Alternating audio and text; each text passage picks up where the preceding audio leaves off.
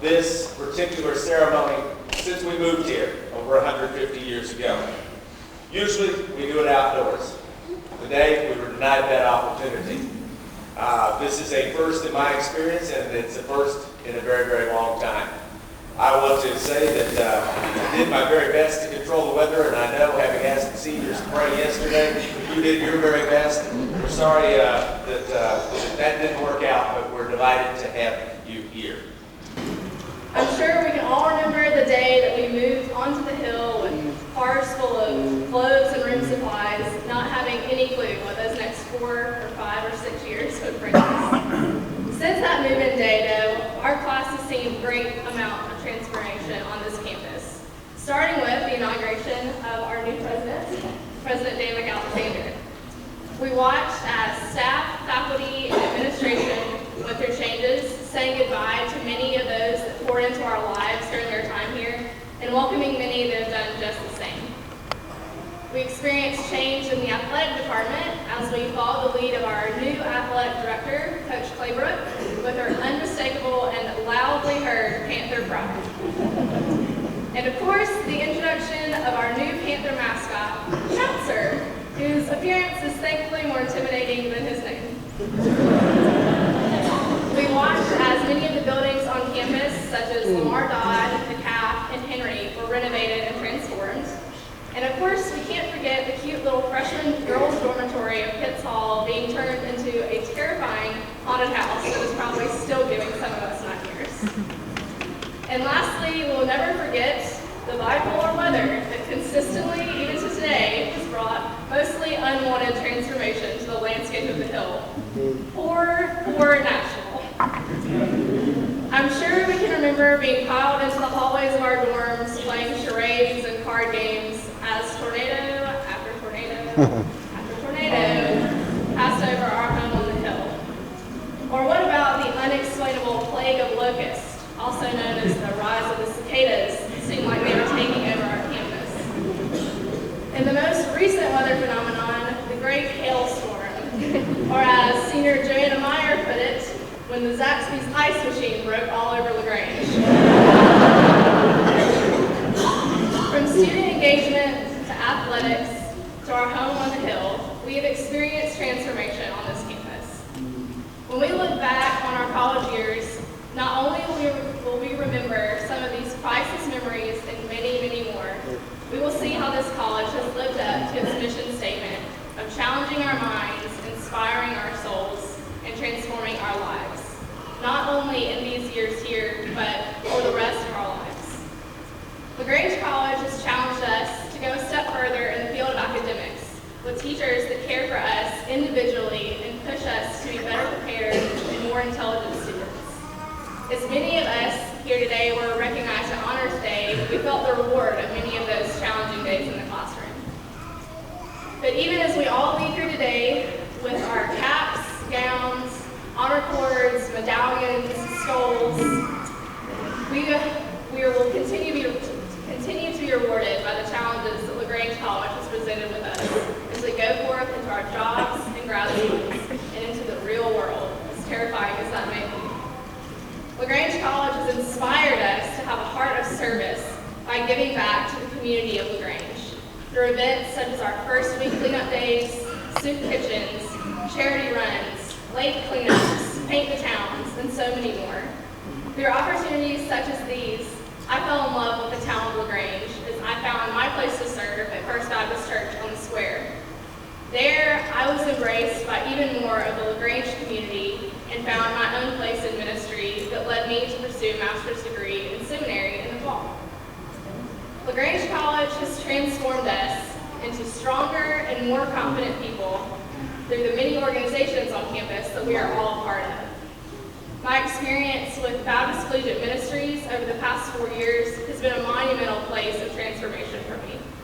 It provided me with consistent community and mentors outside of the classroom that are there to do life with me through the ups and downs of college life.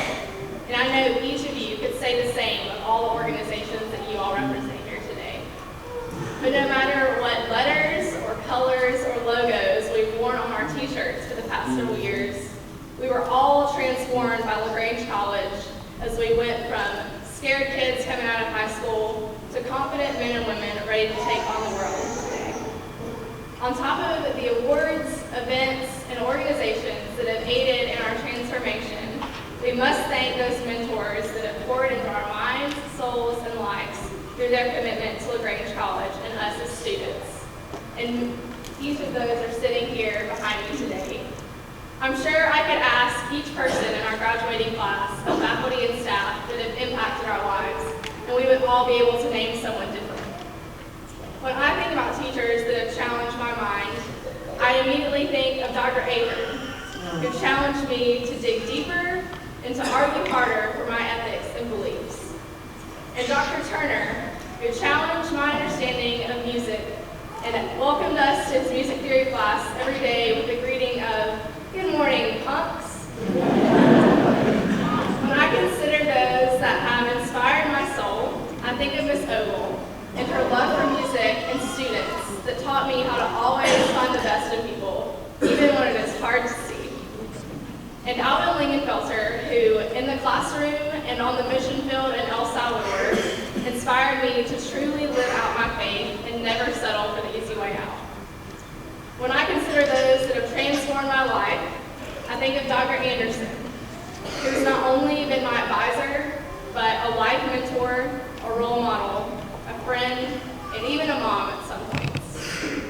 And Dean Slade, whose family has become my family, and who has always had an open door when I needed advice, encouragement, or just a good laugh. And even when his door wasn't open, Miss Kirby would let us in to decorate/destroy his office for his 50th birthday.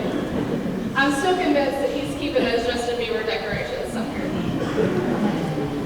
These mentors and many, many others have challenged and inspired transformation in me from the day that I walked onto campus for the first time as a student until now, the day that I walked across campus for the last time as a student, and I will forever be thankful for their influence on my life. So thank you. I also cannot leave here today without thanking the precious women that put up with me day and night as my roommates. Brittany, Miranda, Sarah, Abby, and Kelsey. I am so thankful for each one of you and the memories that we made, whether over just one semester or 2 years. And of course, I must thank my family.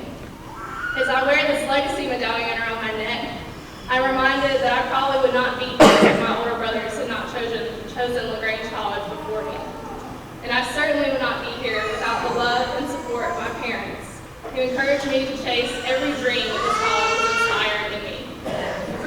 And lastly, I thank God, who has brought each one of us here with a specific purpose and has a specific plan for each one of us as we leave here today. There is something out there for each one of us, whether it be a grad school, a job, a new family, or a new adventure. We are all going forward into something new. I pray that the memories and lessons learned at LaGrange College continue to challenge, inspire, and transform you for many years to come, and that you will not forget those that encouraged and supported you along the way. I leave you with these words from Numbers chapter 6. The Lord bless you and keep you. The Lord make his face to shine upon you and be gracious to you. The Lord lift his countenance upon you and give you peace. Congratulations, class of 2013. Each year, during commencement, the LaGrange College Alumni Association presents its Distinguished Service Alumni Award. The recipient of this award is selected based on his or her continuous devotion to and support of this institution and its mission to challenge the minds and inspire the souls of young men and women. This year, with deep respect and admiration, the Alumni Association recognizes Dee Dee Godwin Williams, who earned her Bachelor of Arts degree in 1974 in Business Administration and Mathematics. Dee Dee, would you please come forward and stand with me?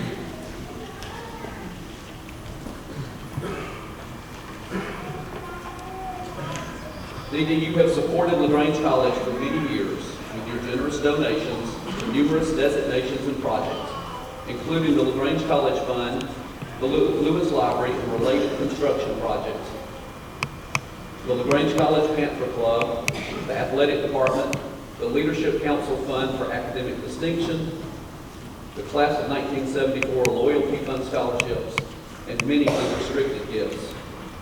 You are a member of the LaGrange College Board of Trustees and have served since 2008.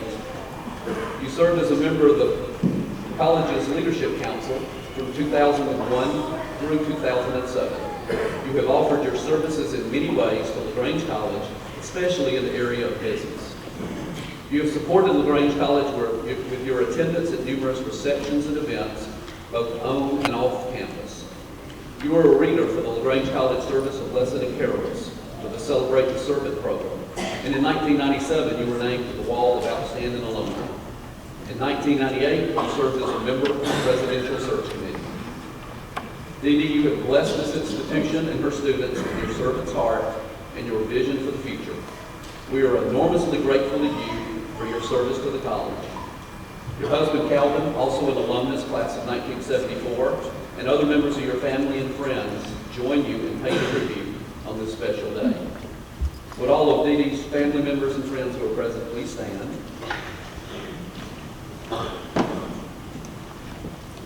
And they stand with me as I say it is a great honor to represent your alma mater in presenting you the 2013 LaGrange College Distinguished Service Alumni Award.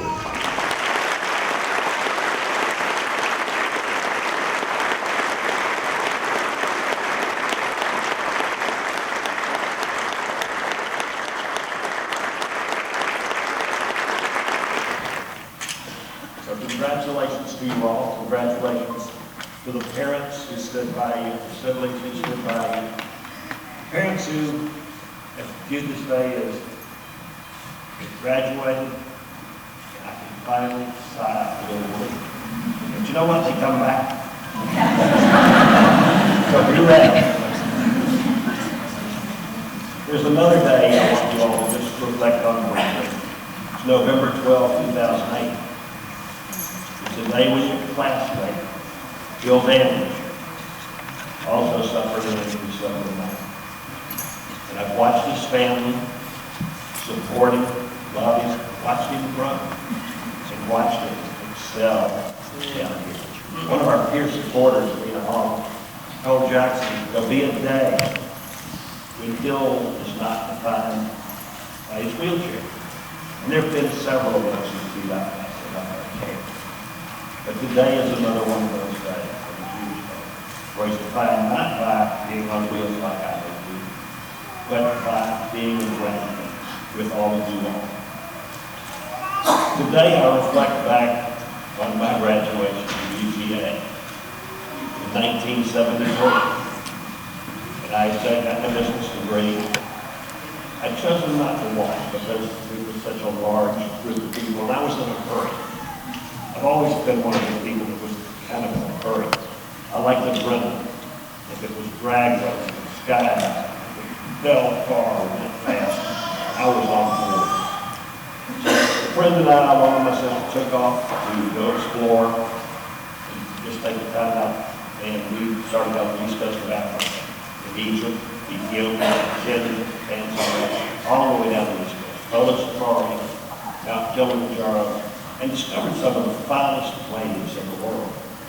How many of your body surfers have been used to the 3 and 4 mile plains on the east coast? In Africa, we discovered that there's big waves, 15, 20 feet tall. And you could come down the face of that, hold your hands down, arch your back, and lean shoulder and steer. Reach the bottom of the wave, fall up, and find yourself coming right back down the face again.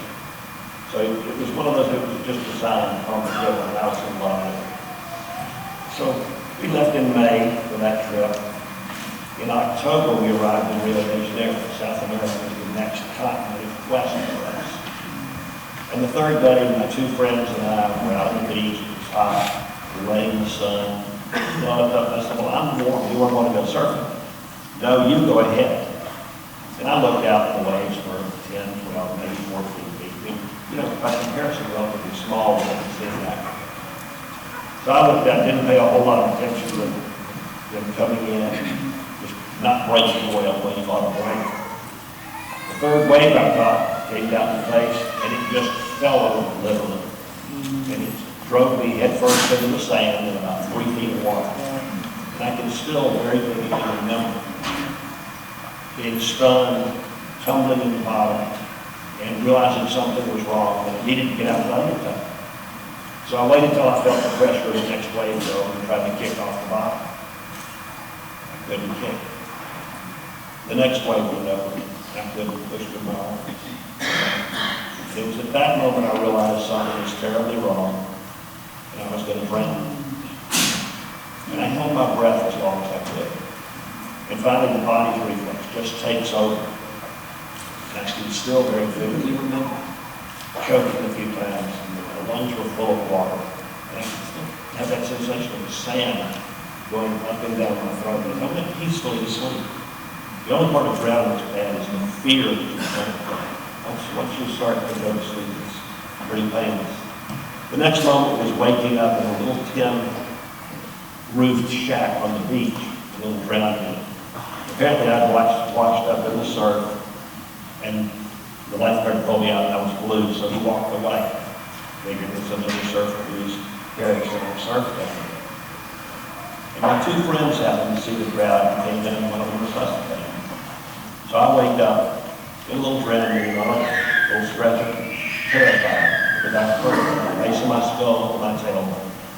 Didn't know what was wrong, but I knew I couldn't move, and I knew I hurt terribly. Went back out of reality, woke up again in a little operating room in a 22-bed hospital in Rio, with an orthopedic surgeon with a straight razor shaving the sides of my head, put ice tongs in to try and put weight and reduce the fracture of my neck. And my 2 friends, while that was going on, had gone to the telephone, and they had called my mother and father. And said, there's been an accident. And it's that call every parent dreads. What's happened? How bad is it? Are they going to live? But they went and very quickly gathered cash from every one of their friends because there weren't no ATM machines back then. And they knew they were going to need money when they arrived in Brazil. So they were there as soon as the flight booked, got on and come down. And arrived to find me in a little bed, too short, my feet sticking through the bed rails, in traction, paralyzed from the neck down. Within another 2 days, I was on pneumonia from paralysis and drowning. They came in and said, you know, you're drowning in the fluids of your lungs. We're going to have to put you on a ventilator. They did. They gave me 2 great shots of cocaine, cut my throat, and popped it in. And I fought because it was so unnatural. When I was reflecting my pace, reflecting my speed. And then I adjusted. We spent the next 5 weeks in Brazil trying to get out of it. And they had a wonderful set of doctors who were trained in the U.S., but they were really just trying to keep me alive. Down there, they let people perish quite pleased. Because they just figured they're not going to survive on a ventilator. Finally, arrangements were made, father and mother, to a U.S. Senator Herman Talmadge. He arranged for us to pay for a C-141 medevac to come down to Brazil and fly me back to Atlanta. And we thought that if we got back to Atlanta, our doctors, our friends, everything was going to be okay. It was sort of a rude awakening because everything was okay and we had a lot of good doctors and we had a lot of attention. But they really didn't know what to do with me from a rehabilitation standpoint. And one of the primary reasons even today says I was guessing and keeping me alive. They told me several times, they told my parents, I watched my father threaten to kill a couple of doctors. If it wasn't for 2 wonderful parents who were very passionate about what they did, who just absolutely stepped up, like I wouldn't be.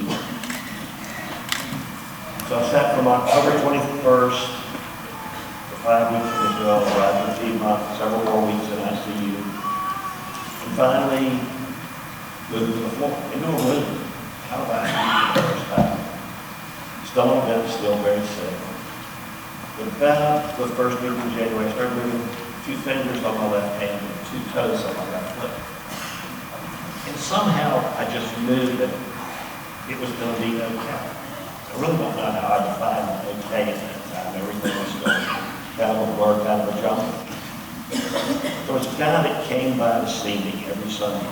He was a World War II veteran. He was paralyzed last night. His name was Clark Harrison. His friend of mine, the first day he came rolling into the room in his wheelchair. And his comment right off the bat was, you know, you're not the only poor paralyzed somebody in the world. You need to get over that.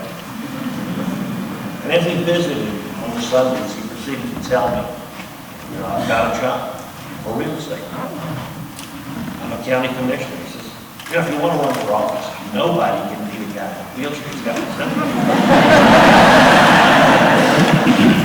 Clark was one of those early influencers. And I think the combination of that peer support and encouragement and faith was part of the early chemistry that gave me hope that, you know, life could be okay. Instead of spending this down, it's going to be an okay thought process. So it was the 5th of February when we finally left for rehab. Clark Harrison had, you know, had a pressure sore on his leg, and the doctor came down and said, we're just stuck at this gauze. One day we'll just have to take your legs. But he'd gone out to Denver to a hospital that specialized in rehabilitation. And they did a skin flap and muscle and a wheelchair with a cushion, relieve the pressure, how to take care of himself. He's going to give him his life back.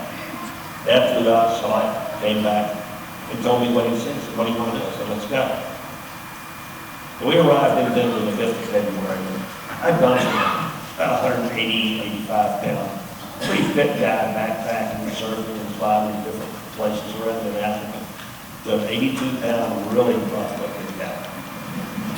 I got to Denver and was starting to move fingers with the help of talcum powder on the board, 1 rubber band, 2 rubber bands. So this is all in about 8-month period, and then within 5.5 months of rehab.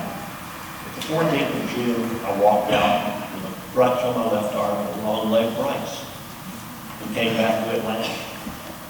So I've gone from being a graduate at the University of Georgia with my roadmap laid out in front of me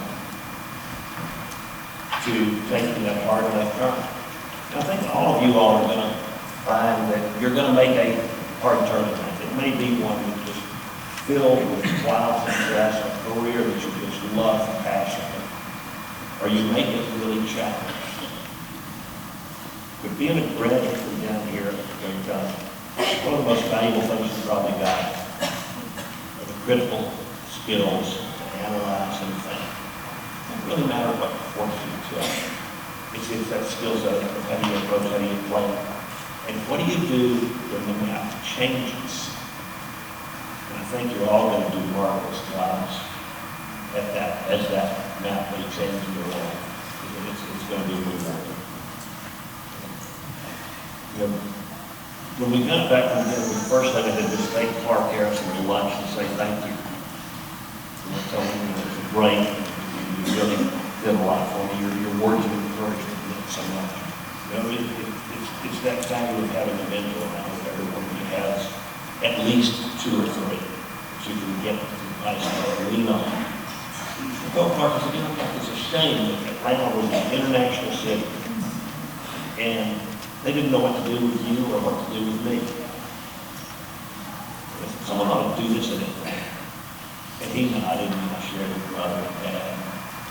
You know, somehow that little thought became a dream. And we just didn't know we got it. 14 months later, we opened our doors in the hospital in Atlanta, Georgia, with 6 beds there. We had found a doctor, Dr. David Apple, who gave us the medical credibility we needed. And we just opened the doors and we got to go for up to 22 beds. And we thought, boy, you know, in 5 or 6, 7 years, we might get those full. Spinal cord injury at the time was one of the most poorly served, underserved populations, probably in the South, maybe the East Coast. Because we were full in less than a year and had a waiting list that started running 20 and 25 very consistently. And we couldn't handle everyone knocking on the door.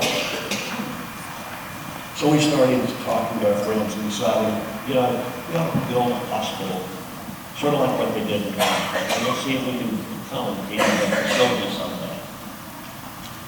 And we twisted arms, and the family business and construction was all on the slave tour. We had a lot of vendors that were fighting equipment, rock salesmen. We beat up every vendor. Mother and Dad beat up every friend they had. People kind of didn't want to see us coming. Because they knew there was going to be an axe, you know, help us with this dream. So we started with an architect, got a design, had a contract signed for $7.2 million. And we had about $1.5 million pledged in the payment. And we were all nervous. We went down to see both L.A. Jones and the Williams Foundation. You know, what do we do? He said, go ahead and start.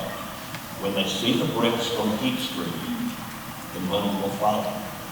And I don't know if we believe he was going to bail us out or if the money was really going to come in. But we started, and the funding came. And it's been the story of the Shepherd Center since we began. Every time there was a need in a critical juncture, God looked after us. There was a gift, there was a person, there was a process. Something that arrived and let us move forward. So it's been a mission that's been unique in our lives. It's been unique in other people's lives. When I graduated from college, my goal was to touch someone else's life along the way. And I think last count we had, as an institution, we had touched over 20,000 spinal cord injuries. We've had other wonderful events, other focuses over the years. We went into the brain injury business probably about 15 years ago now. About half our beds are brain injury. We run an MS clinic that's got about 3,500 patients under care with different therapies and things. We've got a pain center where even the public comes and we started to look and see how we can help our patients. One of the things I think that's most rewarding, though, is watching the recreational therapy. It used to be called TR. We've got 16 sports teams. wheelchair basketball, wheelchair tennis, volleyball, fencing, kayak, swimming. And I think I measure people's success as rehabilitation facilities by the sports teams they lead. Because what it says is we've been able to get that individual who is injured beyond the orthopedic injury or beyond the injury, re-engage them with a passion for life, re-engage them with their families. And they're out competing in their health problem. You watch someone that's quadriplegic in a wheelchair crash. I don't know how many of you seen Road and get thrown out on the gym floor and have a ball to them. The first time someone knew, you couldn't see that, oh my gosh, it's hard. Oh, I can't feel it anyway. This is probably one of the most exciting things.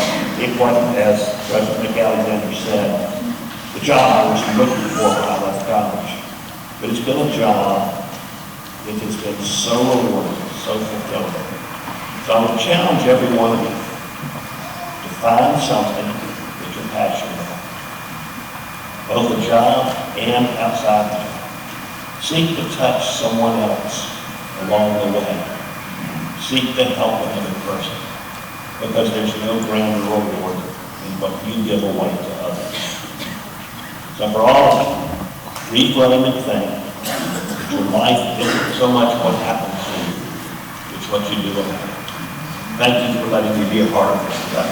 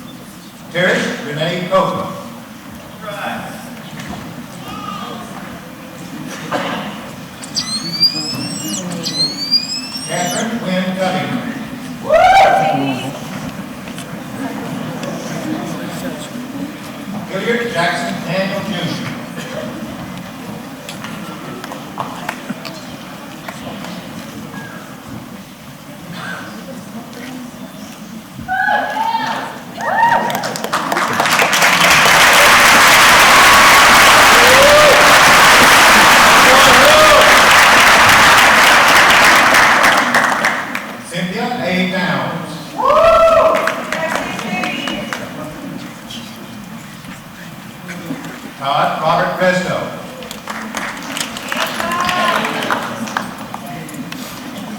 Kelsey Lee Ellison.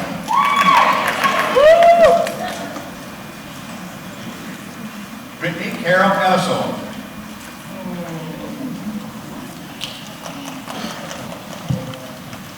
Brittany Elizabeth Franks.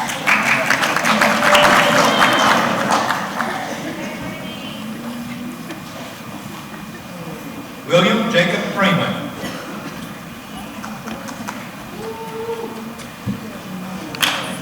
Daniel Stephen Gary.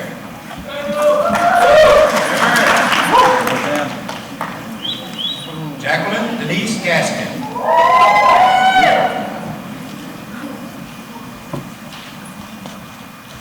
Kayla Elaine Griselle.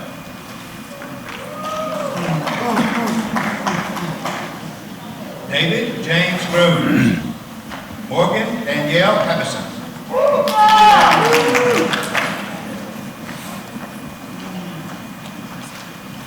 Abigail Deanna Hall.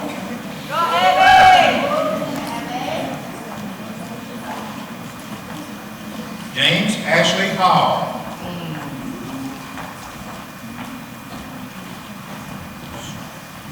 Meldra P. Hall.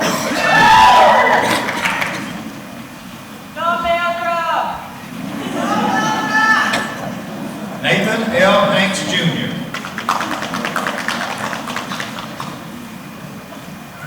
Catherine Mary Beth Hanson.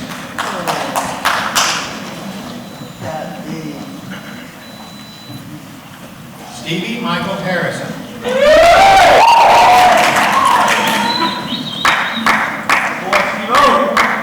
Erin Louise Hazelwood.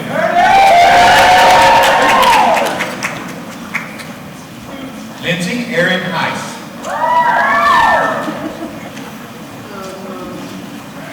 Emma Nicole Higgins.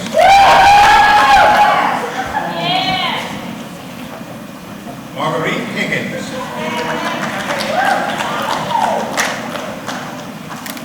Jeremy Robert Eichner.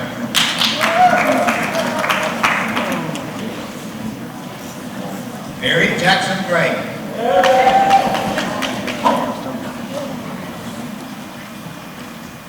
Henry Macbeth Jacobs.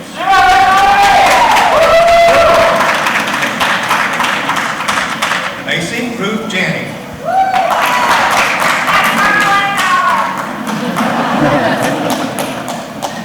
William K. Johnson.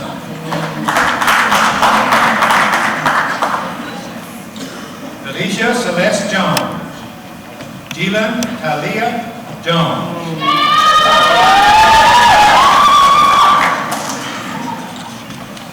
Jacob Joel Key.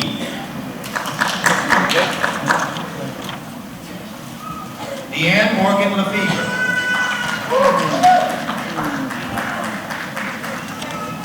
Lacey Elizabeth Landrum. Lacey! Trevor James Lane.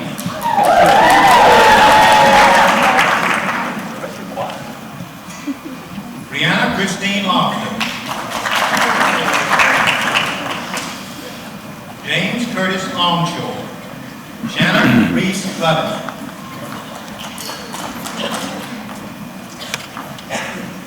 Thomas Benjamin McMahon. Turquoise Mercedes Mann.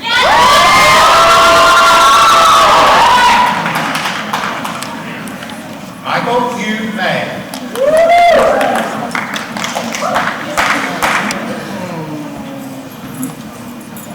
Anna Elaine McCurry.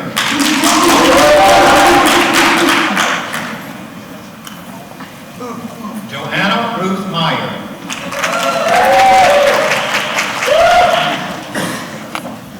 Heather Danae Miller.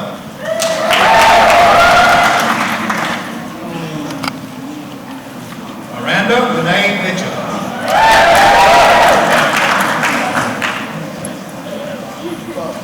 Shawanda Murphy.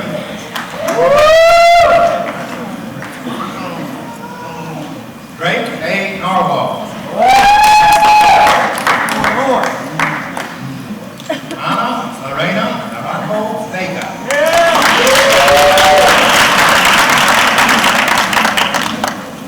Wanda Ann Nelson.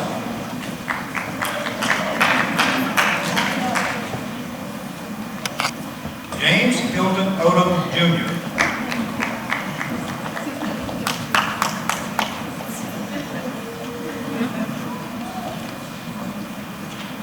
Akina E. Mumai.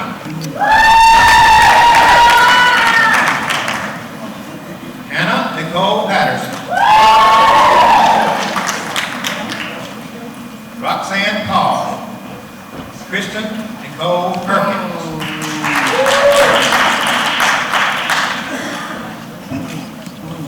Gerald Torres Pike.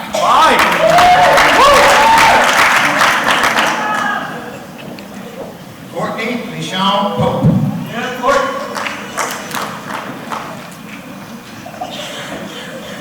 Catherine Lee Proctor.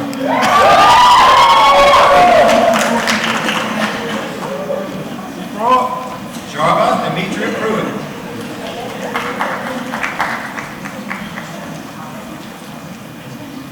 Christopher Scott Reed.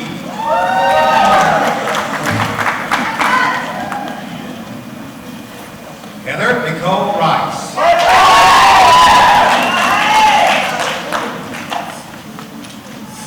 John Lee Richler.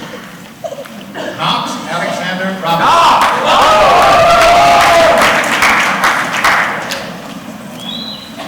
Kevin Brian Sapp.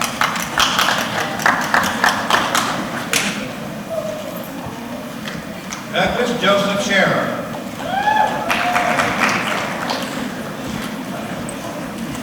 Joshua Shane Shire.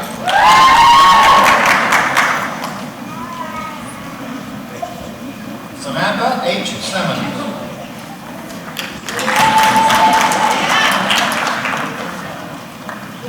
Henry Duncan Singletary.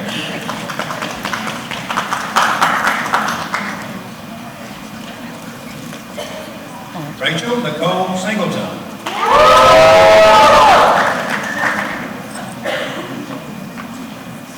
Natalie Kate Smith.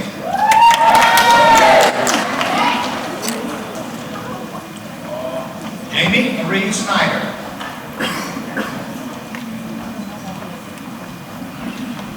Paul Garland Standard III.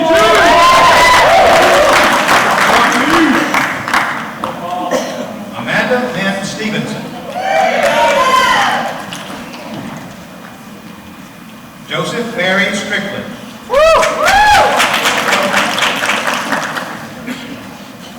Joseph Lamar Strickland.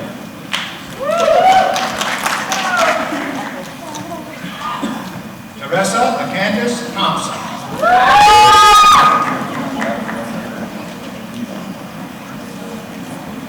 Robert Dean Tobias III.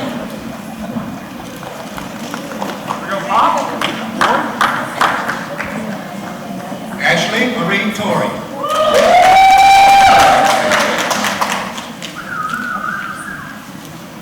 Andrew Turner.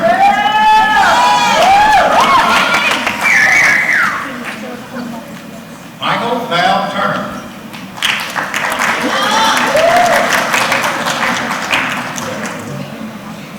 Marcus Xavier Vaughn.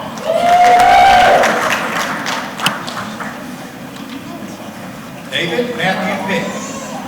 Laura Margaret Weber.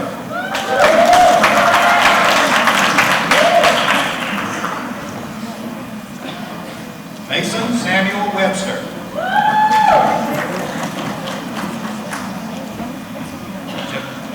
Chantivra Alvanetta Wilkinson.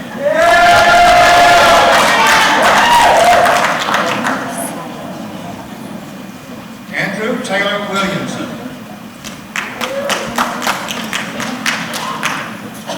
Madison Alexandra Wilson.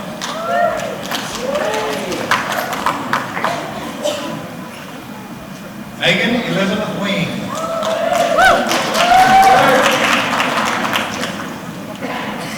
Emery E. Wingard.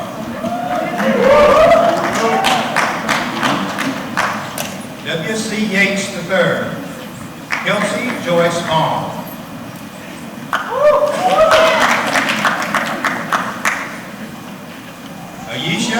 Kia Young.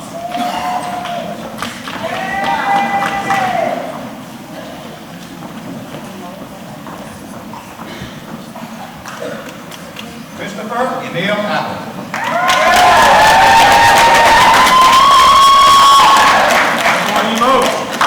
Douglas Abraham Bassett.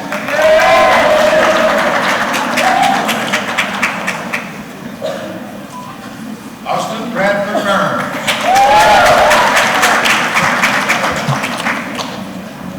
James Hugh Camp III.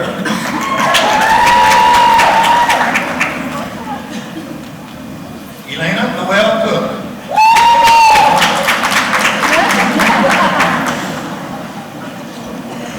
Erin Louise Hazelmead.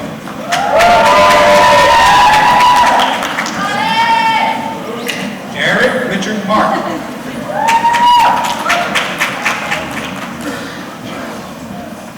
Amy Elizabeth Peake.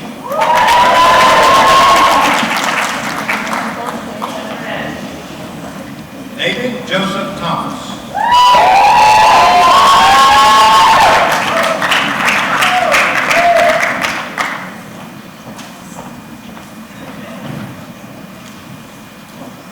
Folks standing to your right are now folks who will receive the Bachelor of Science.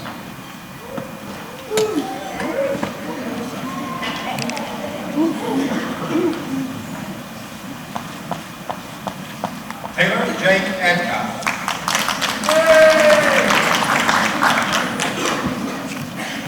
Kristen Leanne Martin.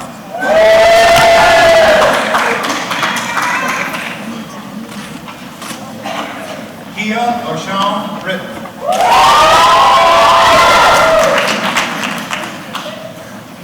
Charles Jonathan Brock.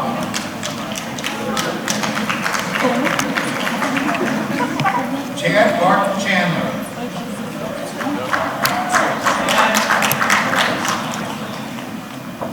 Sarah Joy Cleveland.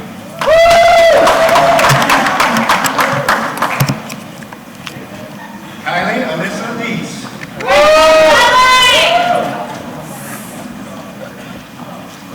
Aaron Moses Duncan.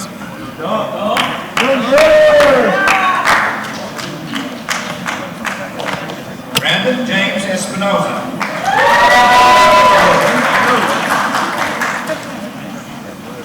Kayla Paige Cole.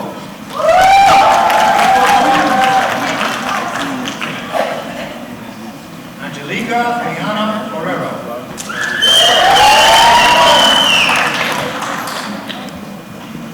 David Gregory Hambrick.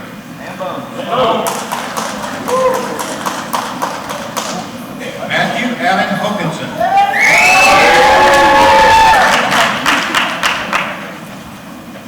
Hendrick Anthony Hudson.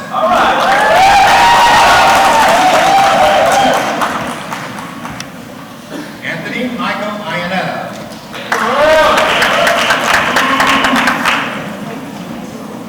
Devin Brent James.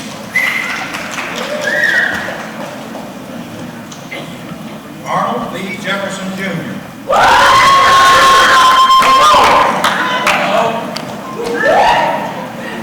Michael Anthony Jones Jr.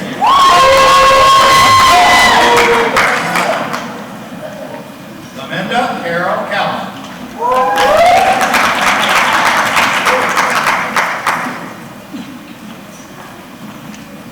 David W. Kelton.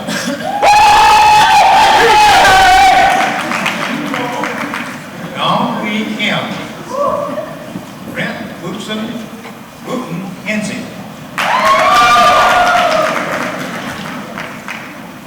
Alexandra Lasky.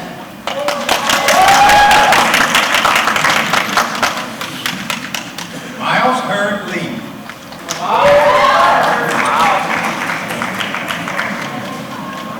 Jordan Robert McGowan. Money Bird.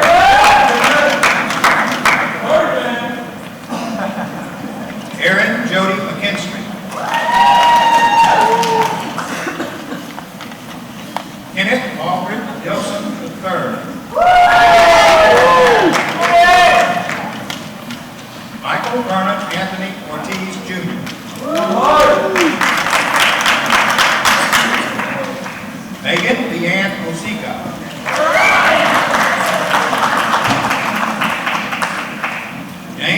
Glenwood Roberts.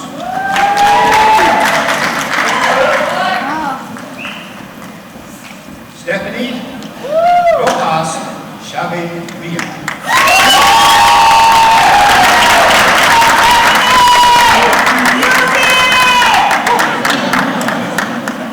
Kenneth Charles Stratton.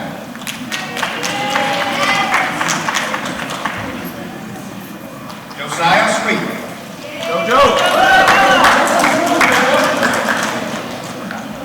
Felipe de Jesus Vega Solerio. Robert Tower Williams.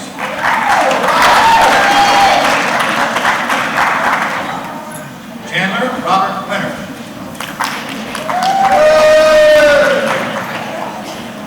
James Leonard Yancey.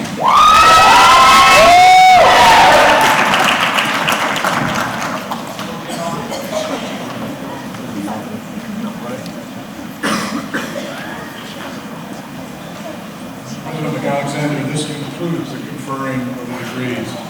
Please join me in offering a round of applause for all graduates of class of 2022.